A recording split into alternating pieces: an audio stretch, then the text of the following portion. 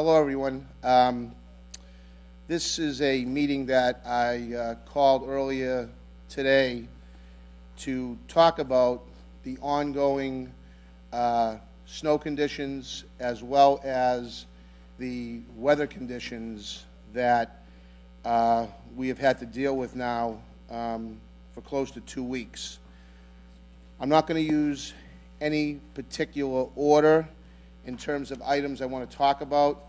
A lot of things that will be talked about by people standing here behind me.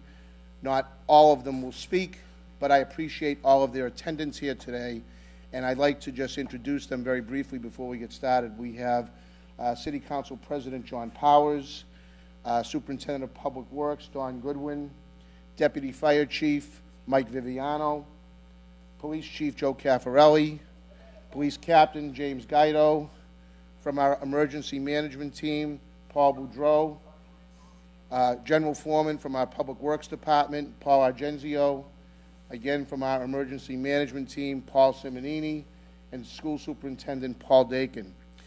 As we all know, we have received a record-breaking amount of snow over the last 10 days. In fact, close to 53 inches has hit our streets. Really an unprecedented amount, and I want to thank all of our crews, and in particular our Public Works Department, who have been out there really around the clock trying to keep our streets cleared. As much as people want to see our streets down to the pavement and every sidewalk in the city cleared, the amount of snow we received has presented an extremely daunting challenge. I want to thank our residents, most of our residents who have been extremely patient during this, been extremely understanding, and recognizing the hard work and the real difficult task that everybody standing here behind me and their respective departments have had in, dealing with the situation. I want to assure you that our Public Works crews will be out around the clock as they have been, as we continue to monitor yet another potential storm that we don't have any information as of yet as to the extent of it, but safe to say it could be an extended storm that may last 2, 3, or maybe even 4 days. With the bitter cold that is upon us right now, I want to continue to ask our residents to be mindful of our neighbors, particularly our elderly and disabled neighbors. As many of you may know, at least by the time you see this particular public information announcement, we had a 3-alarm fire up on Reservoir Avenue that presented real challenges, not only with the cold, but the fact that it's on a hill and in a densely populated residential neighborhood. And our firefighters, at the time of this meeting right here, are still working to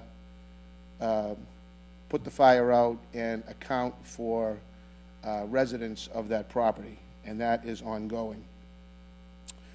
I'd like to ask again, as we have in our Code Red announcements, that you please try to take ownership and responsibility of your own sidewalks in front of your homes, and certainly business owners out there, take responsibility for your sidewalks. We're doing all we can to get to every sidewalk in the neighborhood, but it is virtually impossible given the amount of snow and the manpower that we have.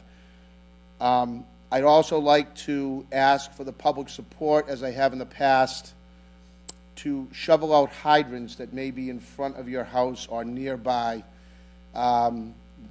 Unfortunately, the fire that our fire department is currently dealing with had a situation where not only the fire hydrant wasn't dug out, but a truck was illegally parked in front of it. So these are situations that we are really asking the public's help with. Please do not throw snow out into the street. It does no good for us to go and have our crews plow the streets and only to have behind them shovelfuls and snowblower full of snow thrown back into the street. So not only is it counterproductive to what we're trying to do, but it is also illegal. And our Inspectional Services Department will be out as this winter continues to evolve and more snow is predicted. Our Inspectional Services crews will be out, and they will be citing people if they're found to be throwing snow out into the street. We recognize this is a difficult problem for all of us, but we all have to work together to solve it. I will let some of the people here behind me talk about carbon monoxide in terms of people being wary about carbon monoxide problems. I believe that our Deputy Chief can address that.